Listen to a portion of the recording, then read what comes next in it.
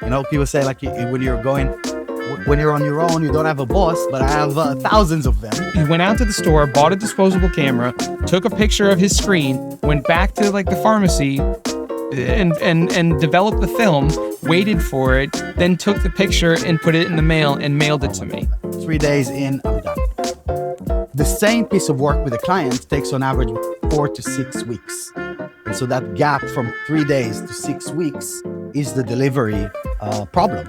I won't name the host, but I always remember that if they were on a certain host, I would actually raise my hourly rate by like $15 an hour.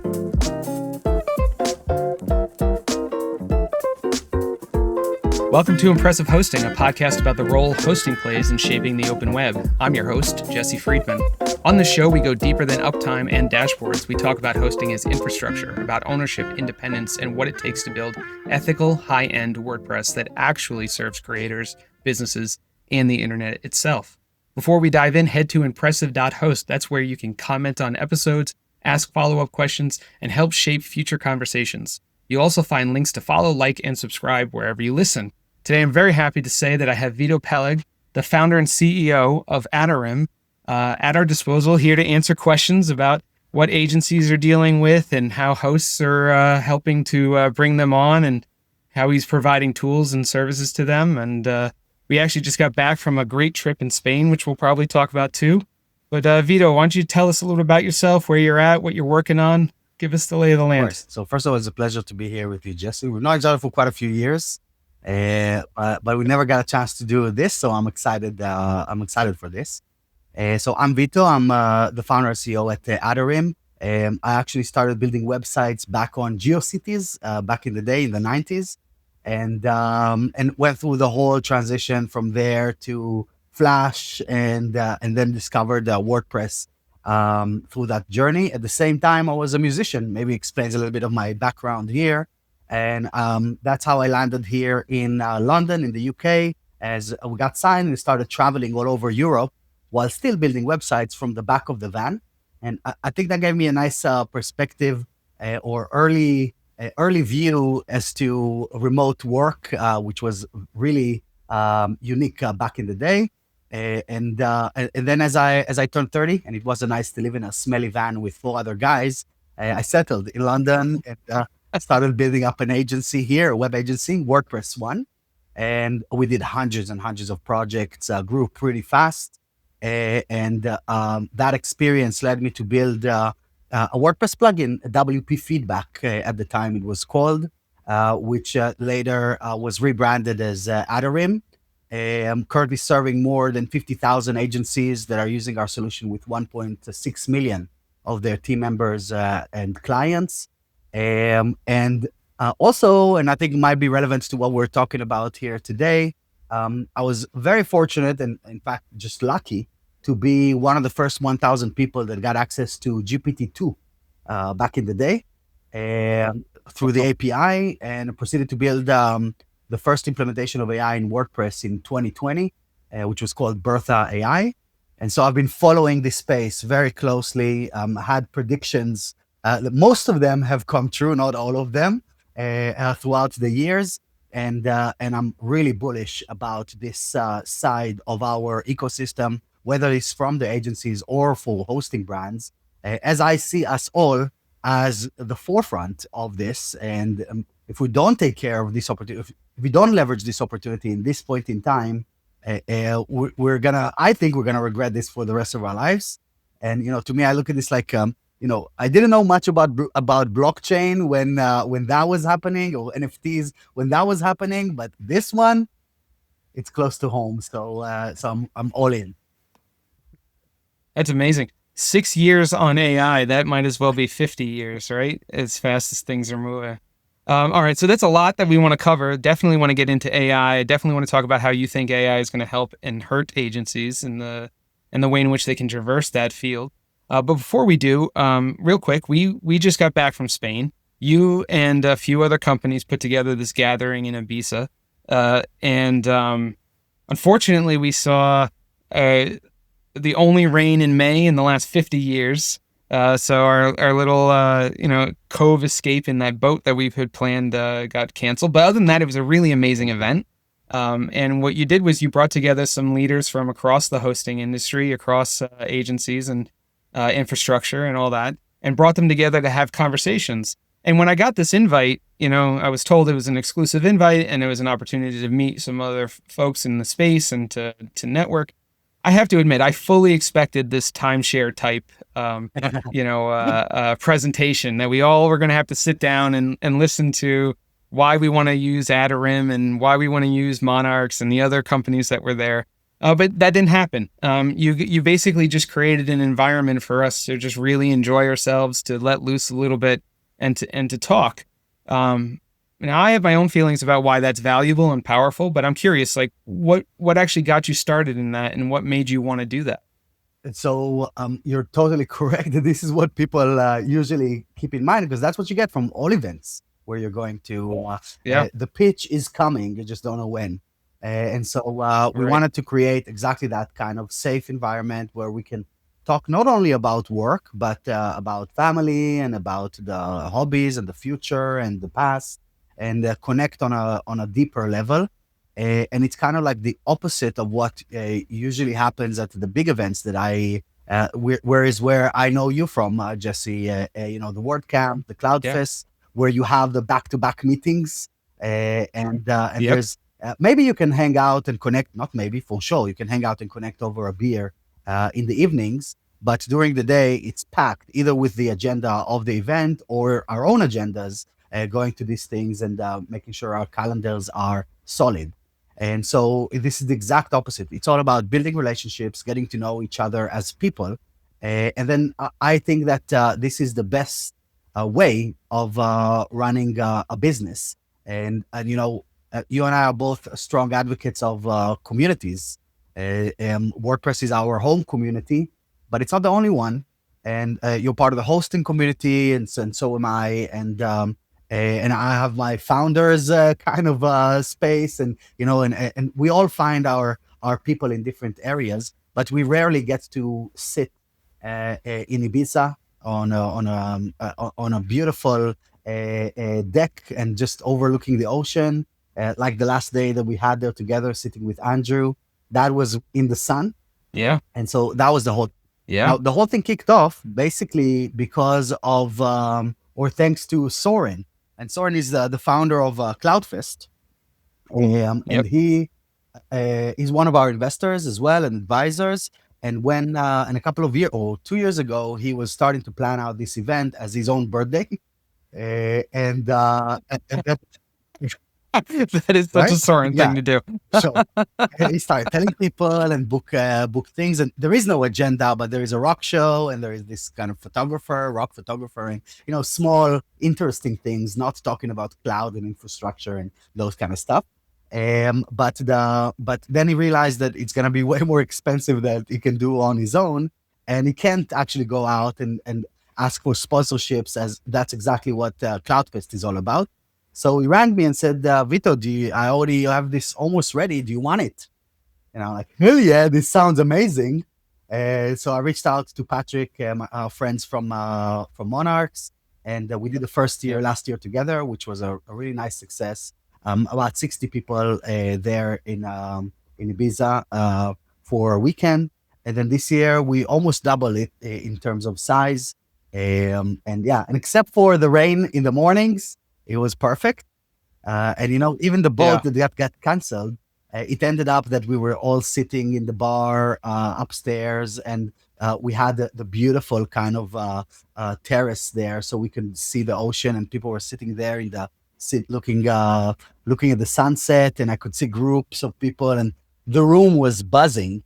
And that's how people have actually connected, and that was really the biggest outcome. But of course, out of this, through relationships, you do business. Yeah, absolutely. Yeah, it was my first year. So it was your second year doing it, but it was the first time I had gone, and you'd set up this group WhatsApp for everybody to kind of share ideas and talk to each other, share photos of what they were experiencing and all that stuff. And I was the guy that was like, hey, I'm here to talk about WP Cloud if anybody's interested, and a bunch of people raised their hand. It was actually great. I ended up having a lot of great meetings. It was really fruitful for us. And That's cool. And so I thank you for having that event. I mean, it was just so nice to be able to kind of just go and have no real work-like agenda. It was much more of an opportunity to kind of hang out with folks and get to know them. And you could eat dinner and breakfast with people and just hang out and talk about whatever you wanted to. But, of course, we're all networking. We're all working in this industry, so we're always going to circle back. But, you mentioned before that you were living out of a van in London. That's very rock, I think. Were you also touring? Because we see the guitars in the background, and those who don't know, Vito is... are you the lead guitarist of the Lords of Uptime, Right. or yeah, exactly. So this is a band that plays some awesome music at these events. We got to watch you live in person in Ibiza, and you had a famous musician join you as well. And I've heard, in Cloudfest last year that you had the drummer from the Yes. Ramones play with you? Yeah. And then this year it was Gilby Clark, right? From Guns N' Roses, Yeah, right? yeah. Yeah. So that was pretty amazing. So before we dive into the rest of the tech stuff, did you give up a music career? Like, how did that, what happened there? What made you choose tech? And so it was always the two sides of this is two sides, I think, of the same coin for me. When I was 14, I built the first website and I picked up a guitar all at the same all the same year. And so it always ran in parallel for me. Music was my main focus during my 20s. We toured, we released 4 albums back in Israel, back home, and then 2 albums worldwide. Later on through a European label. We did 200 shows a year, Jesse, traveling across Europe.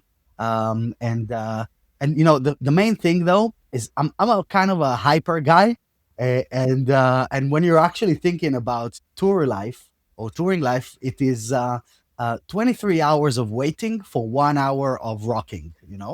And so you drive to the next venue for hours, and then you need to sit and wait until the sound guy comes in. A few hours later, they show up, they do their thing. You get on stage for 15 minutes, make a few notes, and then wait again until your time comes to get on stage. And once it's done, then you wait for the next show the next day. And so it completely melted my brain after a while. And so I was grateful to have design, web design and websites and coding as an outlet at the same time. And I also think about this from a perspective that, we have a lot of musicians in our industry. And I think the reason for this is because on both skills, you're learning a language and you're making something out of nothing. Whether it's coding or learning music, it shares those two things. You got to learn the language properly, and then you can actually make music.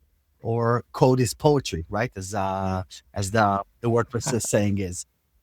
So yes, to me it was always that. But then after, once you get to, I wouldn't exchange this for anything. It was a beautiful 10 years of doing and hanging out with my friends that I grew up with. Some of them I've known since we were 5, and we moved together abroad, and we lived together, and we toured together. And at some point, I met my wife, or then she was my future wife, and started thinking about the family and the next chapter. The agency thing or the freelancer thing that I was doing at the time was working, and people were coming, and there was referrals. It was kind of growing organically. So it was a natural flow from this to, all right, let's give this thing a shot. And I see it all as part of the same journey for me. It's amazing. So when you were building websites at that time, were you building them for a specific, were you building just band websites, or were you doing everything? No, I was doing small businesses, small to medium businesses. In London, I was the graphic designer for a while for H&M, doing all the brochures and things like that. And then at some point through the agency, we niched down into nonprofits and charities in the UK, and that was our main thing. And we worked with some amazing nonprofits that were making huge impact. And that was really rewarding to not just build the section or drag rectangles, but actually see what the impact of your work has on real people's lives. And I made it a thing to go and visit the nonprofits that we were working with. And we even brought in team members to volunteer a little bit and kind of experience this on a deeper level than just writing lines of code. And and I think I'm still serving people. People say like when when you're on your own, you don't have a boss, but I have thousands of them. And Yeah. and so it's still about serving people at the end of the day, and value. Yeah. Provide value first, and then extraction of value is just an outcome. Right. Yeah, I came from a development background, but I always had a little freelance business on the side for many, many, many years, and I took on clients. And in that space, luckily, since it was always side gigs for me, I was always able to be very careful about who I picked to work with. I won't name the host, but I always remember that if they were on a certain host, I would actually raise my hourly rate by like $15 an hour. That time was like 15 extra %, because working with some hosts back then were so painful. It was just such a horrible experience. And but what's funny is like, it makes me think of something that I was actually just talking to my daughter about, because she's a bit of a perfectionist. She actually makes music, and she actually published some music this week. And I was very proud of her. But I was telling her this story because I was trying to help her relate that, like, when you have to make something for yourself, it's really hard to say when it's done. But when you're making something for a client, you usually have a deadline. They're breathing down your neck. They're angling at something. Back when you were building websites in the 2000s, early 2000s, whenever it was, did you do the whole, I'm going to design 3 websites and let the client choose one? Well, it was way more time consuming than that to do it back then. Now you can. Yeah. Right. But the reason I bring that up is because what I told my daughter is that every single time, every designer I ever knew did the three design thing, and then they'd spend like 85% of their time on one design, and they would absolutely love it, and they would think it would be the best one. Then they would spend 10%, 15% of their time on a second one, and they'd be like, okay. And then they would, 10 minutes before the meeting, they'd churn out a third design real quick. And that was the one that the client always chose, and it drove them nuts. But that was at that point in time when you did that, you designed usually like a homepage and then something else to like kind of incorporate like all the different design styles and help them understand how things are going to work. And then they would sign off on it. But now with Atarim, you have so much more ability to work in real time with your customers. Right. And I think it's worth kind of giving us a little bit of an understanding of what it's like to use Atarim, because when I first was introduced to Atarim, the way in which I would explain it to people was that it was very much like real-time collaboration on a web design. It was like the same way that you might go in and edit a document or a slide deck in Google Docs and have commenting and the ability to kind of like point at things and talk about specific elements. You could do that with Atarim, and it worked that way. But now it's so much more. And I think that's it is light years beyond what I had to deal with. I mean, I'll tell another quick story, and then I want to hear the genesis of Atarim. But one of the funny things is that when I got started in an actual production house, when I was building websites, it was like 2006. I asked a client who said that he was experiencing something that he couldn't pinpoint exactly what it was, whether it was the browser or whatever. And so I said, "Can you send me a screenshot?" Right. I got off the phone. We were actually on a phone, like an actual phone. And I waited for the screenshot. And then days later, still nothing. I got mail. Now I got actual snail mail, like an envelope. And I was working at this company for a while, and I'd never received mail there. I don't think anybody knows that I, to send something to me there. And so I opened up the envelope, and in it is an actual photograph that he took a picture of his screen he went out to the store, bought a disposable camera, took a picture of his screen, went back to like the pharmacy and developed the film, waited for it, then took the picture and put it in the mail and mailed it to me. And that was the way in which he was describing an IE6 issue back then, and a compatibility issue. So, the juxtaposition of that to what you get to do with Atarim now is absolutely amazing. So give us the lay of the land on that one. Let us know what you're working on there. Yeah, I'll take you to a story that was kind of a similar thing that happened at the agency, where one of the biggest challenges of delivering website projects is getting the content from the client. At least it was pre-AI, right? Yeah, sure. And right. And so we were waiting for the content and follow-ups and follow-ups, and please send us the content, and please send us the content, and so on. And one day, a letter arrived or package arrived at our agency office, and I opened it up. It's 40 pages of the copy, all printed, including the logo attached in there as a printed picture for this. And and I was like, no, there must be a better way. There must be a better way. And so we looked into all kinds of scenarios, from transforming things into PDF and using old school tools at the time to annotate the PDF in that way. That was pretty cumbersome for the clients to kind of figure out how to wrangle this. Anything from client dashboards to getting on calls regularly and doing this thing, which then comes the inspiration 30 minutes after you finish the call, and you get the WhatsApp messages and the emails and the whole thing coming from all directions. So, but at the core, what we were coming in to solve was the delivery problem, because we even have an interesting survey around this that we did at the beginning, and we recently did another one to check the state of it nowadays. And what we found, Jesse, is kind of shocking to most, but it's also so obvious when you actually think about it, which is that if you build, let's say as an example, a 5-pager website, 10 pages kind of thing, right? If you do it on your own and you know what you're doing, in pre-AI stage, it will be like a 3-day thing. If I do it on my own, I drag and drop it, I make it happen, and I'm done, right? 3 days in, I'm done. The same piece of work with a client takes on average 4 to 6 weeks. And so that gap from 3 days to 6 weeks is the delivery problem. And in fact, it's 500 to 700% increase to the delivery time for every creative project that we do. Even if we just do a single slide in a deck, or just a single slide and I need you to approve it, if I know what I'm doing, 5 minutes out of Canva and I'm out, but waiting for you. And it's not because it will take a full week, but by the time you get to it, you look into it, you give your notes, I need to put it in my queue, I look into it, and the whole thing just spirals out of control. Now, the interesting thing that we surveyed recently, we found that those 3 days that it took to build a website, now most people cite 3 hours to do the 5-page website, but it still takes 6 weeks to deliver, right? And so which actually means 5,000 to 7,000% increase compared to the creation time is the actual delivery time, which is insane.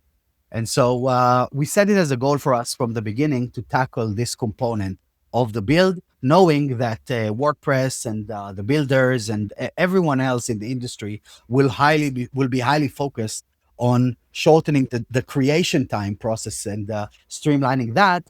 We wanted to focus on a little bit more boring, but where the money actually is, where the profit actually is, which is inside the delivery process itself. And so now we're cutting delivery by more than between 50 to 70%. And we have hundreds of case studies and testimonials to kind of show that. And that is a true transformation to the users or the agencies that are leveraging this for their profit margins. If you can cut the time by half, right. What does that mean? It means that it's not that you work half a month and sit half a month. It means you do actually 2 projects, right? And it takes you take on more work. Taking more work. You get more referrals because you deliver quicker, and the whole thing starts accelerating really, really nicely. And so over time, we started with the stickers on a page, as you kind of defined it as there, because feedback was the biggest drag. But then we continued into other aspects of the workflow to try and figure out where else are people wasting time. And that inspired Bertha as well as the first AI solution to write copy inside WordPress for you. Back then it was mind-blowing, only a few years ago. To the intake forms, to the email inbox that is designed for creative communications, like a built-in Zendesk that is for our use case. All the way to now, we have these, the second biggest drag on projects is reviews, and not only client feedback and things like that, but for every single project, there's between 5 to 7 reviews that needs to happen. And for example, let's say that you got a design from the designer from Figma, and now you need to build it, right? So you built it, and who knows if it's good or not, if it's exactly as it should be. No one knows until they look, right? So there's a review that happens there, and then you get the copy from the copywriter, and you need to implement the whole thing in there. And then, is it good? I don't know. Someone needs to look. And then before you ship it to a client, just the homepage that, as you described, you don't want the lorem ipsums, missed lorem ipsums here and there, or the broken button, So you got to run a review to make sure that it's up to your standard before you ship it to a client. And then before a release, before you go live and after you go live, so there's no rogue links leading back to staging environments and things like that. So review is a huge component of the build process or the delivery process. And so we set out to look at it from the same perspective as humans, and basically created the first fully automated manual review. Is kind of how I call it. Automated manual review. I like that. Because we had automated QA for years, but the button has to be there consistently in order for the script to know and check and click, and that's why it never sifted into website builds, because every page is different. Every client build is a little bit different, and so you can't automate this unless there's huge budgets or continuous work. You can't automate the QA process. So therefore you resort to manual reviews that take 45 minutes to 90 minutes for each time that you do it properly. And so how can we just completely remove that from the equation was the question. And I think, Jesse, if I'm summarizing, is there is one ethos to the product. All we do, and I've been saying this to the team and to myself for years, all we do is we're digitizing human experiences. We're not trying to make anything up or create a scenario that we think is the right way to go about it. We just look at what do humans do in the real physical world, and how can we digitize that experience so that it leans into how we behave. And the stickers on a page is exactly that, because the alternative is what you're saying. Not only give me 3 to 5 words of, can I change this to this? Can you make this bigger? Here's the new text for this. It's those 3 to 5 word strings that we naturally say when we're providing feedback to others. And it's not please attach a screenshot, and what browser are you on? And are you on your phone or are you on this? What did you do before that? And what is your desired goal after that? And what did you have for breakfast? And how did you go from there? So the whole thing is completely detached from how humans behave, and that's why it usually breaks down. And so the same thing, you would see that across the board for every single feature. We're just looking at what is the path of least resistance that people are already doing without us, but in a wonky way, and how can we design it in a way that leans into that user's experience. I love that. I think that that's the most powerful thing about AI today, because everybody's worried about AI stealing their job and taking over the creative work that they're doing and everything else. But I see it as a multiplier, a way to work more efficiently, to do the 10 things I need to do that I don't even like doing, are things that an AI can do for me very quickly. We have a few minutes before we have to end this episode. One last question for you. If you're talking to an agency and they're nervous, they probably know I need to get using AI because everybody else is going to be using AI. And if I'm not using it, then I'm going to be behind. But what if they're nervous about compromising the integrity of their designs or their workflows, or what makes them feel special? How do you have that conversation with them? So the way I see this, the right framing is not about AI. It's about the work that it does. And so, sure, it's not perfect, but who is, Jesse? You've been managing team members for years. By design, your direct or the more junior people that are working under you are going to do a lesser job than you will. And this is just because of their place of experience, and that's why you are the manager. That's why you are the authority over that, over those relationships. And now, I think that's a much better analogy to what AI can do for us. And people have been talking about this for a while. The concept of the orchestrator, or back in the day, it was like you're not the writer, you're the editor, right, of the quote unquote magazine.